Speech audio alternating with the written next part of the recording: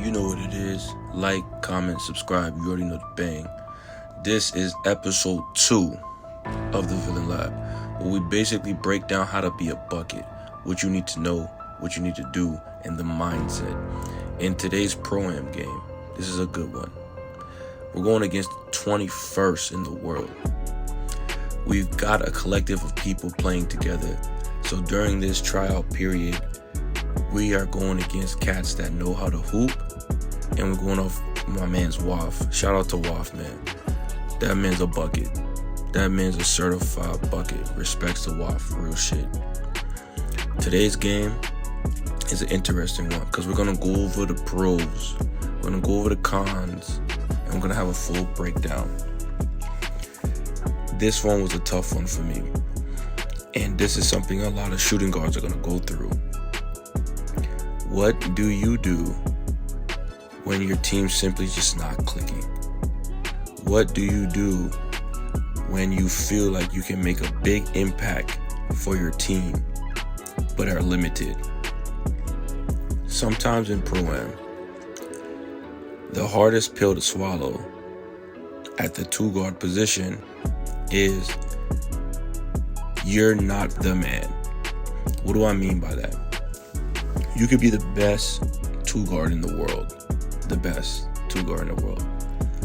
But if your point guard is not on the same page as you, if your center who gets the rebounds doesn't do a kickback to you, you're locked down. If he's not on point and y'all getting scored on, now mentally you're frustrated. Remember, this is the pros and cons. These are the things that you have to deal with. This isn't going anywhere. On the flip end, if you have a point guard that's calling plays for you, putting you in a position to be great, you feel better. If you have a center that's strictly looking for you on the break every single time so you get the perfect shot up, even if he's throwing some turnovers, he's still looking for you, you feel great. If your lockdown is clamping, I mean, they can't get a bucket, you feel good. So these are the pros and cons of Pro-Am. This is not to point at anyone or to make any person feel isolated in the situation. This game has both the pros and cons of Pro-Am. As you just saw, I hit a tough shot in the corner. I'm a bucket. At the end of the day, I'm just a bucket.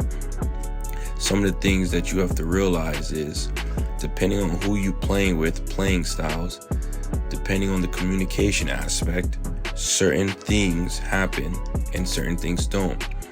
So in this game, I'm playing with a point guard who I would say is kind of ball dominant, not in the sense of a bad way, but if you got the skill set, big greens, if you got the skill set to be ball dominant and you're executing, that is a plus. If you don't have the skill set and you're ball dominant, then it becomes a negative. And these are some of the things you're going to have to deal with. We're playing defense, bad rotation. He reaches. Luckily, he missed the layup. We come down. I get to the hash. Point guard's operating. That's a good look. Good extra pass. He misses. Certain things like that you have to deal with. What's your mental state going to be like? Are you going to be frustrated? Crash out? Bro, what are you doing? What are you doing? Come on, man, it's a layup. Are you going to be respectful? Hey, bro, one more. Hey, good look, but that's a tough shot. The contest was strong. Like, how are you going to articulate yourself to a point where your team's on the same page? Because no matter how good you are, no matter how good you are, how good you play, it's still 5 versus 5. What is your mindset going to be like when you scoring 110 and didn't miss a shot and y'all lose by a point because of your teammates? He shoots over those. Like, that's a moderate contest. Like, certain things like that of the mindset of a guard can be frustrating. Why? Well, when you're the best shooter on the court and you have people shooting shots like, for example, like that one, wide open, missing, it's frustrating. What are you going to do with that frustration on this page, we don't hide anything. We don't sugarcoat anything. We keep it real. What are you going to do with that frustration? When you're the best shooter on the court and you're watching people miss wide opens while the other team knows you can score, so they're guarding you so you don't get a bucket. He just hit a contested, strong layup. Is that going to make you happy because he made it? Or is it going to make you frustrated because you understand that was a bad shot? Now, as you can see, now you're lacking on defense. Now you're frustrated because he took a bad shot, but at least it went in. And you're focused on that. Good little wrap, good cut, it's there, go up, finish, bucket. One thing I realized playing the two, you have to understand there's different types of point guards. There's point guards that are the 3 variations. So variation 1, you have the point guard that's like the Jason Kidd, John Stockton, who's 100% facilitating. You're going to have point guards that are literally looking to dot people the entire time, and they're good at it. Break down the defense, dot. Go to the corner, dot. Pick and roll, pick and pop, dot. 5 out, dot. Those are what I like to call the Jason Kidds, and I like to call the John Stocktons type of point guards. They're kind of limited on scoring. Oh, that's a tough shot. See, like, that's a very bad shot. But you got to live with it. You got to live with your point guard taking a very bad shot. Like, what are you going to do mentally? This is a real game. These are real things. These are the things I'm talking about. So when you have the John Stockton type of point guards, you have to respect the fact that they love to facilitate. You also need to acknowledge the fact that they're not as good as scoring. So as the 2 guard, those are like your best players to play with and your worst players to play with. Why? They're your best players to play with because you know you're going to get a lot of shots. But if you're off or you can't score, now you're limited. We should be rapping. This overload is not good. See, some things that I'm learning is sometimes when the comms aren't there, it's like you got to be able to read certain things like that. So like for me, I got to just cut regardless if he says something or not. The issue is at the shooting guard position, sometimes, I don't know what just happened there, but sometimes you really got to acknowledge that your voice is awesome, but your voice could be limited at certain times. And that's some things you got to get on the same page with the point guard. Because as you're playing, sometimes that's just what it is. There needs to be one voice. And depending on the chemistry, depending on where you guys are at, makes a huge difference. So that's something you need to take into consideration. As you see, this game is a close game. That's a shot. Every time, take that shot, hit that shot. As you can see, I'm hooping. Me and the point guard. I wouldn't say the point guard isn't a good point guard. The things the point guard tries to do is very good. It's more so about being capable to do. And when you're having issues that make it difficult for you, we got to be able to be humble enough and coachable enough to like look for something new. You got to understand your playing style. You know, you got to understand like what's going on. Corner beam doesn't see me. What are you gonna do? Crash out? Be upset? At this point, I've emphasized I got heat check. Trying to switch. What we gonna do? He takes that shot. He hits. That's a strong contest. So as the 2, are you hurt? Are you happy? What's your mindset like? What's going on? Are you comfortable with your point guard taking shots like that? Are you not comfortable with your point guard taking shots like that? I was down court. He threw it back court. Maybe he didn't have the icons correct. Certain things like that. The whole emphasis is mistakes are going to happen. But what is going to be your mindset? Because at the end of the day, you still need to be mentally on point to be able to help your team score. I have had games where I've missed almost every shot and hit game winners. I have had games where I didn't miss at all and we lose. Does that mean you change what you do? Does that mean you switch things up? What do you do? This is the mental aspect. In this episode, that's what we're emphasizing. What are you going to do mentally? Because if you, as the shooting guard, mentally checks out, your team is cooked. Because at some point, it's going to be too much pressure for your point guard. I don't care what no point guard says.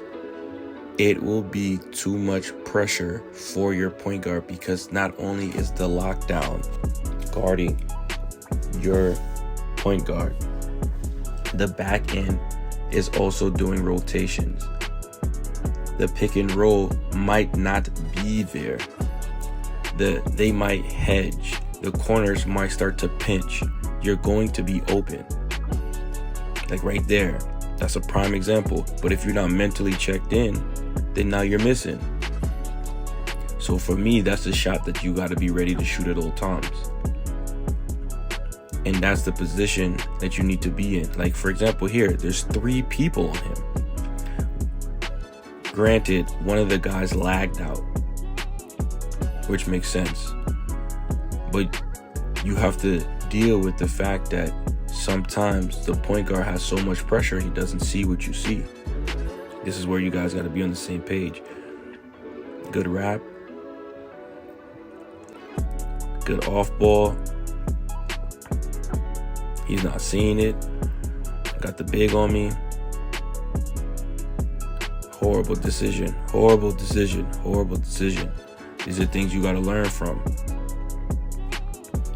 It's like now you see that the lead is starting to have a little separation. You see I got 10 points. I'm doing well on the scoring aspect. However, it's like we're not on the same page. And granted, these were like the first games of the Pro-Ams. So I'm not really frustrated about the performance, because I understand the performance would be bad. I'm more so focused on the mindset. What's going on? What's the thought process? Why are we winning? Why are we losing? As the 2 guard, you need to establish yourself as the scorer. Yes, you're going to play with point guards that are not the John Stocktons. So now we're going to talk about the other 2 variations. The second variation is like what I like to call the tweener, or like the Chris Paul, where he picks and chooses when to get his spots. He picks and chooses where he wants to dictate in the sense of the offense. Are you getting this assist? Are you getting this bucket? Are you going for this 3? Are you going for this midi? Are you trying to create for others? Point guards like that, I would say I like the best when they're hitting, because when they're hitting and they're facilitating, they're basically a point god. Still got heat check, good shot, smart shot, get it out the net. You already know how I do. With the Chris Paul types of point guards, you need to acknowledge the fact that they can get buckets, but they're looking to facilitate. So if nothing is there, they're the guys who will give you the 30 and 10. They're the guys that'll give you the 25 and 15. Those are the guys that the scoring load is not just on the point guard. As you can see, our point guard right now, 7 assists is awesome, but 1 for 5. At this point, I'm 5 for 5, 3 for 3. It's like you got to start to facilitate more because the assists are there. But what do you tell the point guard? How do you tell the point guard? How do you deliver the message of, hey, I'm hot, look for me? Or the realization of, hey, PG, you're not hitting right now. You're not hitting. I want to win. I'm hot. I'm feeling it. Like, involve me. How do you deliver that message? Because those things matter as well. So when we're talking about like the Chris Paul types of point guard, the cons to that is they shoot when they should have passed and they pass when they should have shot.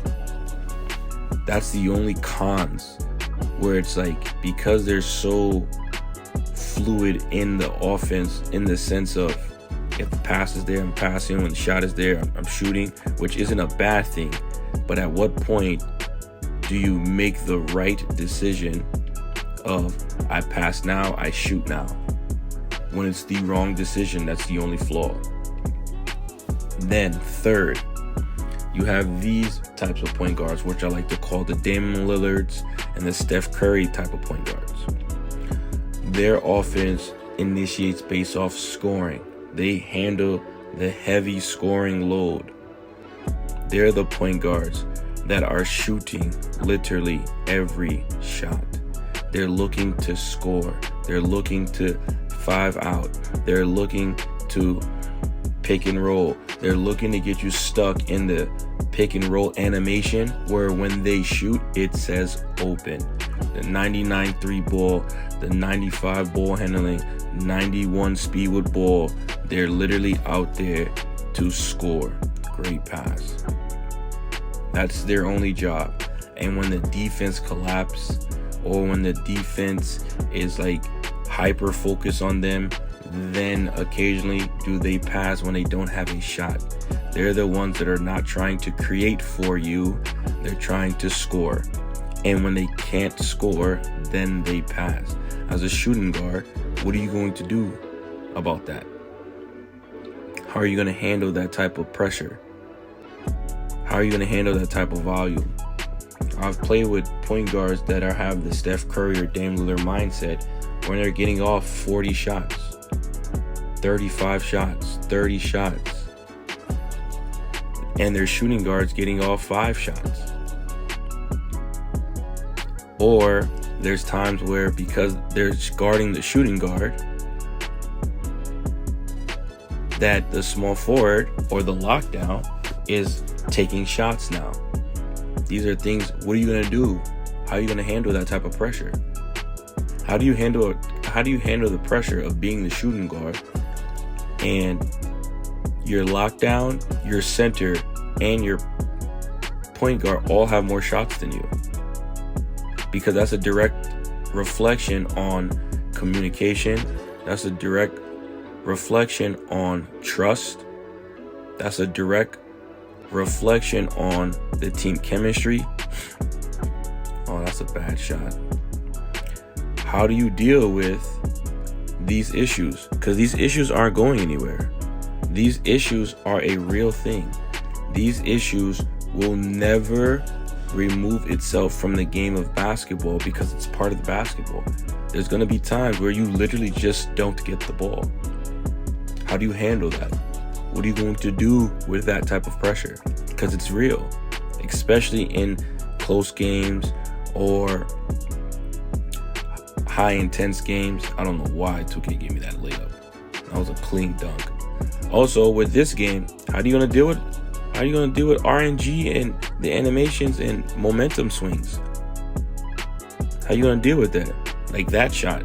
That's now I haven't shot in a while, let me shoot shot.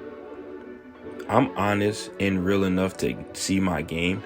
I'm honest and real enough to see what's happening. That was I haven't shot the ball. You guys are taking bad shots. Let me shoot mine. But if you continually do that, are you a good teammate? Are you a good shooting guard?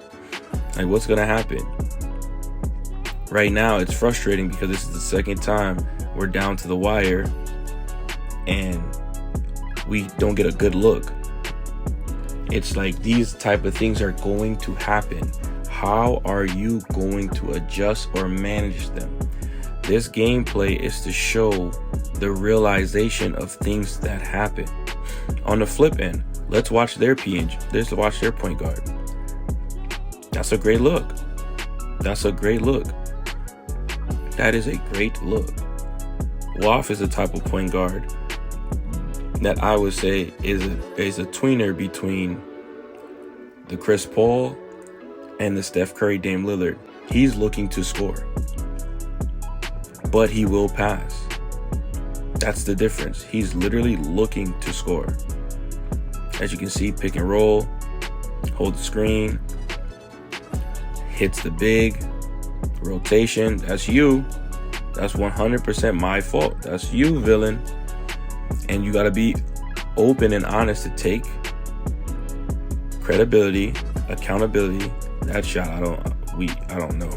That's just horrible. But then it's like, what are you gonna do? Now that you know that was horrible, you got cooked, then your point guard comes down, shoots a bad shot. What are you going to do?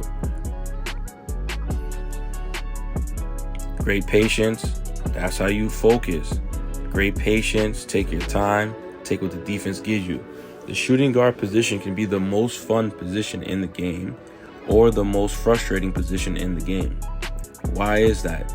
Because as the shooting guard, you're the secondary ball handler. Depending on your point guard, that means you won't be able to handle the ball as much. Also, being the least involved, you got to accept you're going to be the least involved in certain situations. Why? Because if you have a Steph Curry type of point guard, he's handling the offensive load. Your lockdown is playing defense, so he's involved because he's playing defense. Your big man is in the pick and roll process, so he's being involved. It's like every position's being involved. The back end is being involved.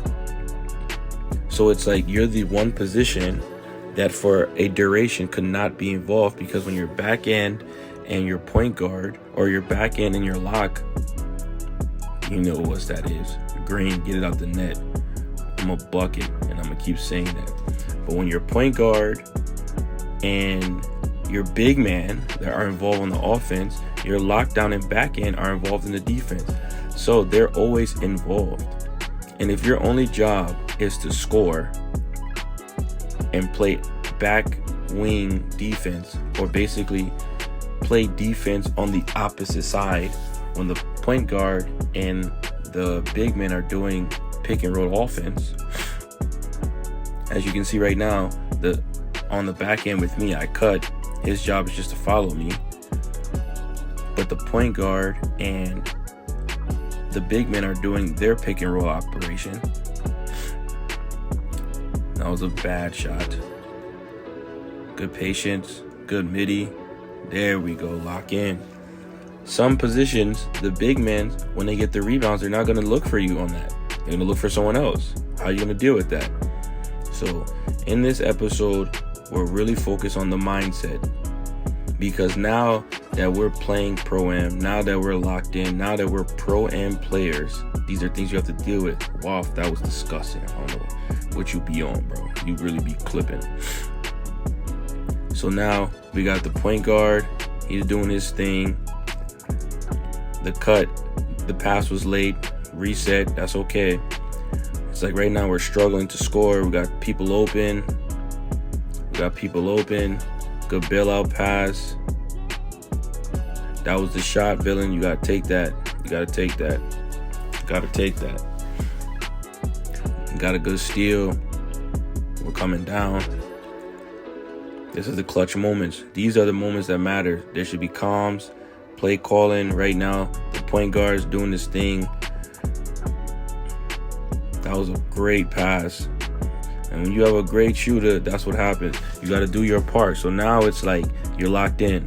You're doing good. There's 2 minutes left. We're down 11. What are you going to do?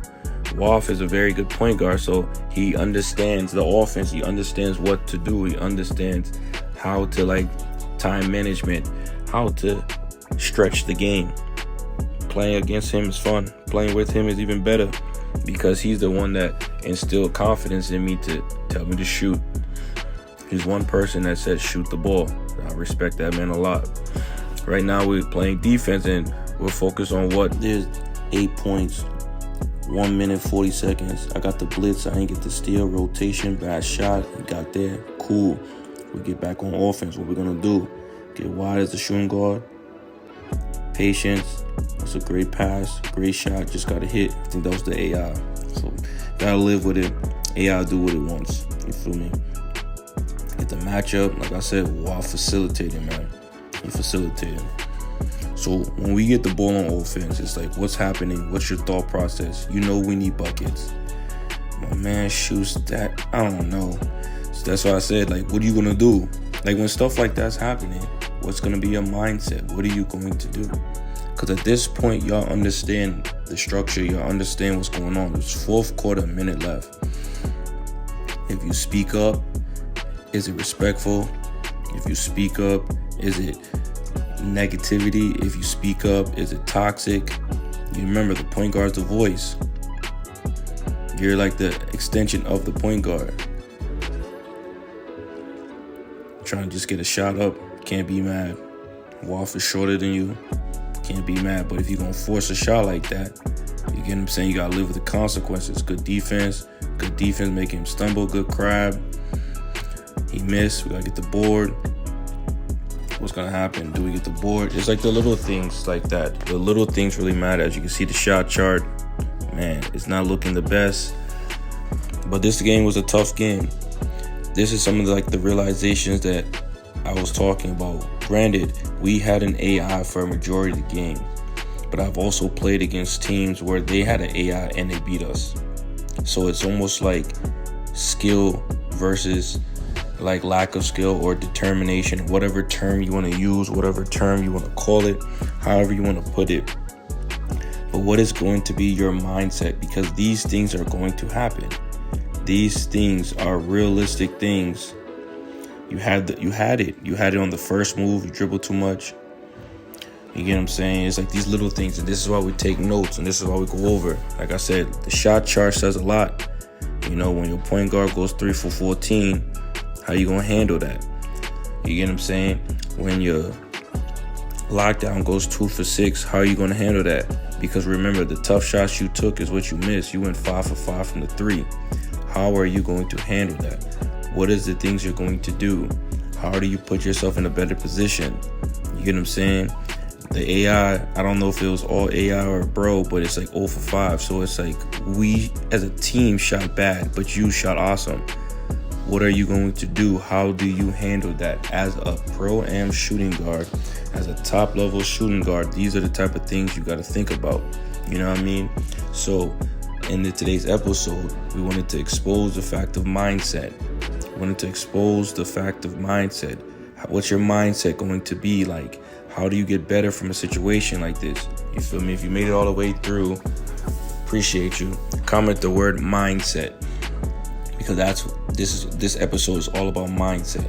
Episode 2 is all about mindset, dealing with the hardship. As a shooting guard, you shot awesome.